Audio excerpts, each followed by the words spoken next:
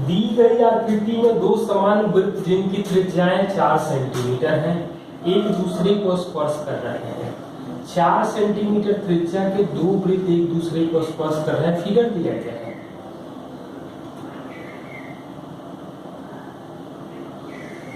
ये P है, इसका सेंटर A है, इसका सेंटर B है और यहां से स्पर्श करते हुए एक रेखा जा रही है।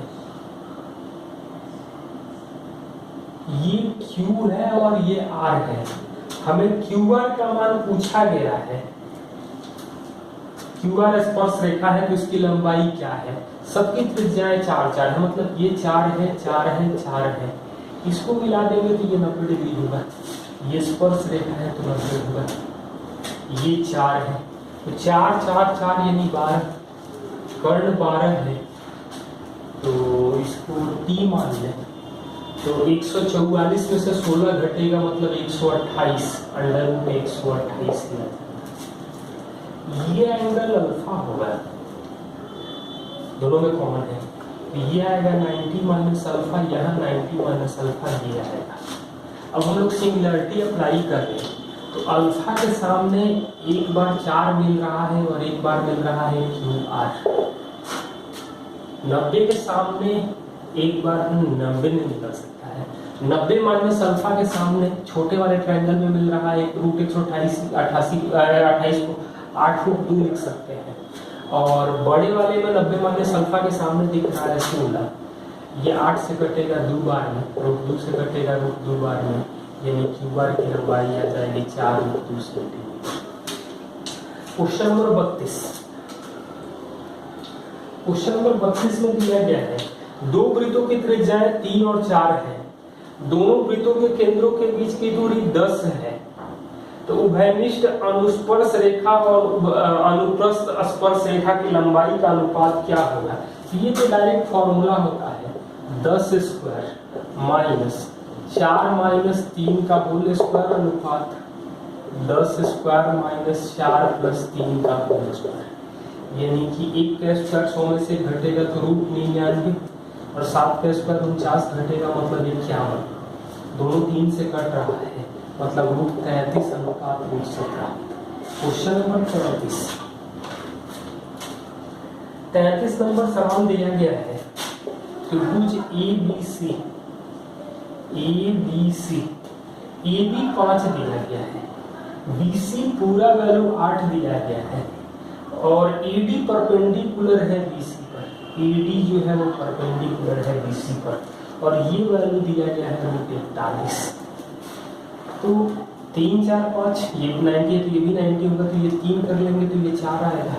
ये 3 निकाल लिए तो ये 5 होगा तो 5 स्क्वायर और 4 स्क्वायर करेंगे तो रूट 41 आ जाएगा, मतलब सेटिस्फाइड कर रहा है। अदरवाइज x मानते 8 माइनस x निकालते तो थोड़ा लंबा ज्यादा हो जाता। हमें पूछा जो गया है वो क्या है त्रिभुज ABD का एरिया। त्रिभुज ABD का क्षेत्रफल होगा 1/2 आधार 3 और ऊंचाई 4 यानी कि 6 सेंटीमीटर स्क्वायर। त्रिभुज PQR, त्रिभुज PQR एक त्रिभुज है, इसमें ABCD एक चतुर्भुज है। फिगर दिया गया है ABCC और ये D। QD 2 दिया गया है, QC 5, CR 3, DR 4, PB 6, PA 5, AD 3। तो चतुर्भुज ABCD का क्षेत्रफल क्या होगा? चतुर्भुज ABCD का क्षेत्रफल क्या होगा? 5 3 8 2 10 6 4 10 मतलब PQ बराबर PR, मतलब हम लोग कह सकते हैं कि समद्विबाहु त्रिभुज है। तो ये 10 है, ये 10 है, ये 8 है, तो यहाँ जो भी परपेंडिकुलर ड्रॉ करेंगे तो वो 4 4 पर होगा। चार चार पर परपेंडिकुलर ड्रॉ किए तो ये आ जाएगा √81 84 100 - 16 यानी 2 √21। मतलब टोटल ट्रायंगल PQR का जो क्षेत्रफल आएगा 1/2 आधार 8 और ऊंचाई आ जाएगा 2 √21 यानी कि आ जाएगा 8 √21। ये पूरा एरिया मिला। ये यदि थीटा होगा तो ये भी थीटा होगा, मतलब पूरा वैल्यू कितना मिला 2 थीटा। ये 2 थीटा मिला तो ये आएगा 90 - थीटा और ये भी आएगा 90 - थीटा, ये भी आएगा 90 - थीटा। अब हम लोग ये देख सकते हैं कि पूरे त्रिभुज के क्षेत्रफल में चतुर्भुज के क्षेत्रफल निकालना है तो PAB का क्षेत्रफल, QCD का क्षेत्रफल और BCR का क्षेत्रफल घटा दें। एक चीज और है, ये यदि हम लोग देखेंगे ये थीटा ये परपेंडिकुलर है, ये 90 - थीटा है, 90 - थीटा है, तो ये 4 4 है, ये 10 है, ये 2 √21 है। मतलब साइन थीटा आएगा 4/10 यानी 2/5 और कॉस थीटा का वैल्यू आ जाएगा √21/5। तो पहले हम लोग त्रिभुज PAB का एरिया निकालेंगे। तो त्रिभुज का क्षेत्रफल ये भी लिखा जा सकता है 1/2 भुजाओं का गुणनफल और उसके बीच के कोण का साइन थीटा, मतलब 1/2 साइन AB साइन C या जो भी एंगल है, मतलब 1/2 × 5 × 6 × साइन 2 थीटा। साइन 2 थीटा मतलब ये आ जाएगा 15 × 2। साइन 2 थीटा का मतलब होता है 2 साइन थीटा × कॉस थीटा। तो 2 साइन थीटा का वैल्यू दिया गया है 2/5 और कॉस थीटा का वैल्यू दिया गया है √21/5। 5 से कटेगा 3 बार में यानी कि 12 √21/5। त्रिभुज QCD का क्षेत्रफल क्या होगा? तो 1/2 × 2 × 5 साइन 90 - थीटा यानी कि कॉस थीटा, और कॉस थीटा का वैल्यू आ जाएगा √21/5। 5 5 कट गया, 2 2 कट गया यानी कि √21 आ गया। त्रिभुज BCR का एरिया क्या होगा? तो 1/2 3 × 4 × साइन 90 - थीटा यानी कि कॉस थीटा, और ये वैल्यू है √21/5 यानी कि कटेगा 6 √21/5। मतलब ये वैल्यू है 8 √21। √21 तो हर जगह आ रहा है। 1 2.4 3.4 4.6 8 में से 4.6 घटाएंगे तो जो चतुर्भुज ABCD का एरिया आएगा 3.4 √21 यानी 17/5 √21 सेंटीमीटर स्क्वायर दिया गया है।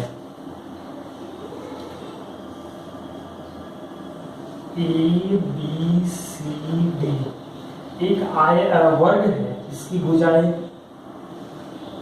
और ये EF ये अर्धवृत्त है, और यहाँ पर एक वर्ग है। ये वर्ग है। फिगर ध्यान से आप लोग देख रहे हैं, थोड़ा सा गड़बड़ फिगर बनता है, कोई बात नहीं है। तो रंग विभाग का क्षेत्रफल क्या होगा? मतलब हम लोग ये कह सकते हैं, ये मध्य बिंदु है, तो 7 7 14 14 7 7 यानी कि टोटल एरिया जो आएगा वो आएगा 196। उसमें से हम लोग सर्कल घटाएंगे, इसकी त्रिज्या 7 है, तो पूरा वृत्त होता तो 154 होता, अर्धवृत्त है तो 77 घटेगा। ये 7 इसका कर्ण होगा, मतलब √2a 7 है, तो 2a² 49 होगा, मतलब ये एरिया जो आ जाएगा वो 24.5 घट जाएगा, 94.5 सेंटीमीटर स्क्वायर दिया गया, घटा के भी आप लोग चेक कर सकते हैं। क्वेश्चन नंबर 36 नंबर सवाल दिया गया है, छायांकित भाग का क्षेत्रफल ज्ञात करें जब ABCD एक समषष्ठभुज है, इसकी भुजा 6 है, ये है P, ये है Q, यहाँ A है, ये B है, ये C है, ये R है,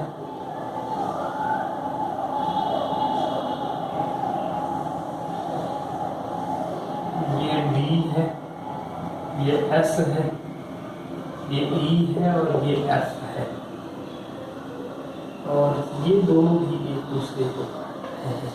तो A B C D E F समषष्ठभुज है, तो ये रंगे हुआ भाग जो है वो ये,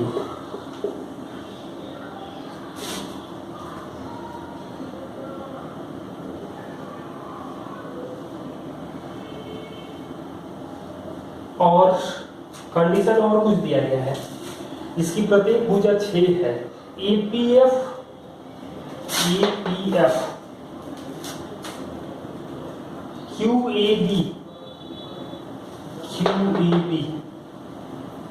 DCR और DES ये समबाहु त्रिभुज है। ऑब्वियस सी बात है कि बराबर भुजा है तो कोई प्रॉब्लम नहीं है।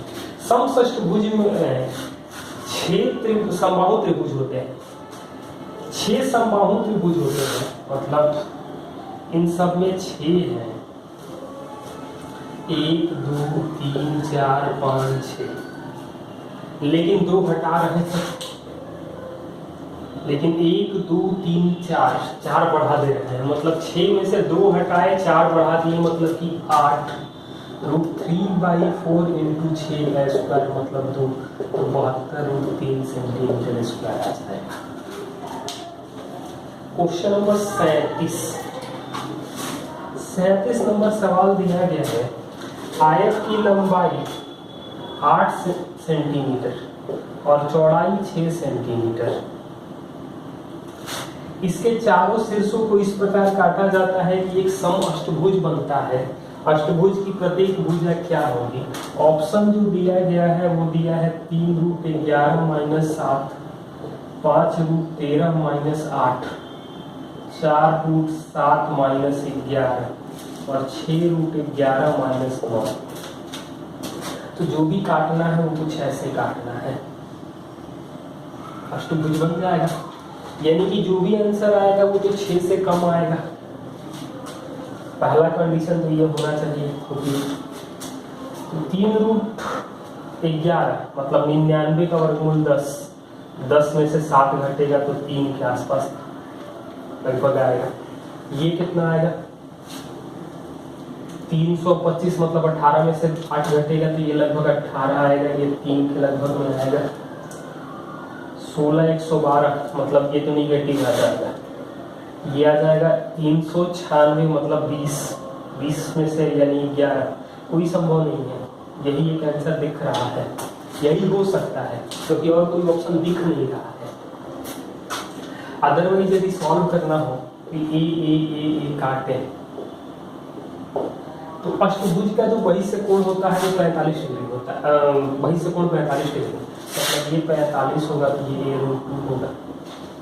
ये 6 - 2a को a√2 होना पड़ेगा, वहां से a निकाल सकते हैं। क्वेश्चन नंबर 38, एक फिगर दिया गया, तो फिगर थोड़ा ठीक से बना लेना।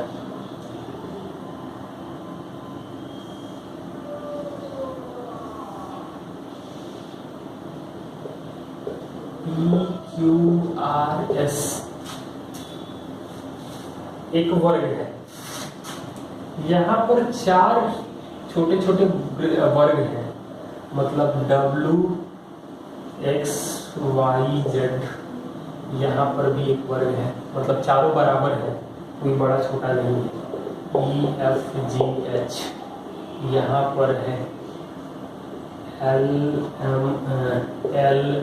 LMNO, और यहाँ पर भी एक वर्ग है EBCD। वृत्त की त्रिज्या दे रखा है, वृत्त की त्रिज्या दे रखा है 14√2। नाम दिया गया है छोटे छोटे जो वर्ग हैं, और चारों वर्ग समान है।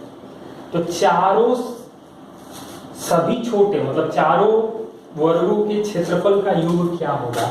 ऑप्शन जो दिया है वो 31.36, 125.44, 62.72 और 156.8। जब त्रिज्या दे रखा है मतलब ये व्यास जो होगा वो होगा 28√2, मतलब वर्ग की भुजा जो आ जाएगी वो 14 आएगी। तो ऐसे कुछ हम लोग मिला दें तो ये आएगा 14√2, ये है 14 आधा, मतलब पूरा भुजा तो 28 होगा तो आधा 14 होगा। यही अप्रोक्सीमेटली थोड़ा सा बच रहा है, तो अप्रोक्सीमेटली देख लें क्या मिलेगा। मतलब जो वर्ग की भुजा मिलेगी वो मिलेगा 14√2 माइनस 14। 14√2 को कैलकुलेट करने का तरीका √2 का मान रख सकते हैं, ये तो हो ही सकता है। 14√2 का स्क्वायर करेंगे तो ये आएगा 392, मतलब 1920 के लगभग में आएगा। 20 में से 14 घटेगा तो 6 से थोड़ा सा कम, यानी और 19.5 का स्क्वायर जो आता है मतलब 195 का स्क्वायर 380 25, मतलब उससे ज़्यादा आएगा। तो 19.67 जो भी है, तो 5.67 के लगभग में जो भी आ रहा है तो भुजा आ रहा है। तो चारों का एरिया आएगा 4 × a स्क्वायर, मतलब 4 × 5.6 का स्क्वायर। तो 5.6 का स्क्वायर मतलब लगभग 30, 5.5 है तो 30 से थोड़ा ज़्यादा आएगा। 4 से गुणा करेंगे 120 से थोड़ा सा ज़्यादा आएगा, और 120 से थोड़ा सा ज़्यादा में एक ही ऑप्शन दिख रहा है। क्वेश्चन नंबर 39 नंबर फिगर देख लो आप लोग। A, B और 4 छोटे छोटे वृत्त हैं, बराबर दूरी पर है। EFG एक ऐसा वृत्त है जो इन दो अर्धवृत्तों को और एक बड़े वाले अर्धवृत्त को स्पर्श करता है। तो AB 56 दे रखा है, तो इस वृत्त का क्षेत्रफल क्या है? और ऑप्शन दिया गया है 414.46, 382.82, 406.48, 394.24। ये तो हम लोग देख सकते हैं पूरा 56 है, मतलब कि 2R 2R 2R 2R 8R, मतलब R जो आएगा 7 7 7 7 7 7 7 7।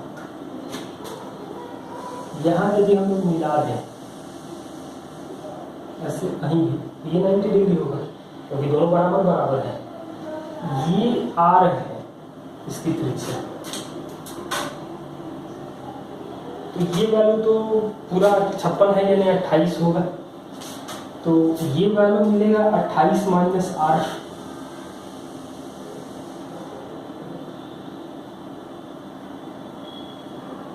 ये व्यास हमें क्या मिलेगा? ये वैल्यू है 28 माइनस R, ये वैल्यू है 7 और ये है 7 प्लस R, 7 प्लस R पूरा है। मतलब पाइथागोरस अप्लाई करें तो 7 प्लस R का होल स्क्वायर जो आएगा वो 7 स्क्वायर प्लस 28 माइनस R का होल स्क्वायर आएगा। यहाँ से पहला काम तो हम लोग करें कि R निकालें क्या मिल रहा है। तो 49 plus R square plus 14R बराबर 49 plus 784 minus 56 R plus R square cancel, 49 49 cancel, 14 इधर आ जाएगा तो 70 आ रहा है 784, 7 से भाग देंगे तो 10 आएगा, 112 मतलब आ रहा है 11.2। एरिया आप लोग कैलकुलेट कर लेना, पाई 11.2 का स्क्वायर। आंसर यही दिख रहा है, यही होना चाहिए। एक सम प्रिज्म का आधार 4 सेंटीमीटर भुजा का वर्ग है और 9 सेंटीमीटर ऊंचा है। इसके आधार के समानांतर 2 तलों द्वारा, तो प्रिज्म में हम लोग ये प्रिज्म तो बराबर होता है, बंटवारा करेंगे तो आयतन का भाग मतलब ऊपरी भाग, मध्य भाग और निचले भाग के आयतन का अनुपात क्या होगा। यहाँ तो आयतन बराबर दिया, 1:1 होगा, लेकिन आंसर में नहीं कुछ दिया गया है। हाँ, प्रिज्म की जगह यही क्वेश्चन पिरामिड होता है। तो ये 1 होता, ये 2 होता और ये 3 होता, मतलब वॉल्यूम जो हो जाएगा वो 1, 8 और टोटल 27, मतलब ये 1 आएगा, इसका वॉल्यूम 7 आता और इसका वॉल्यूम 27 आता। पिरामिड में भी देख सकते थे और ये सेम क्वेश्चन हम लोग शंकु में भी देख सकते हैं।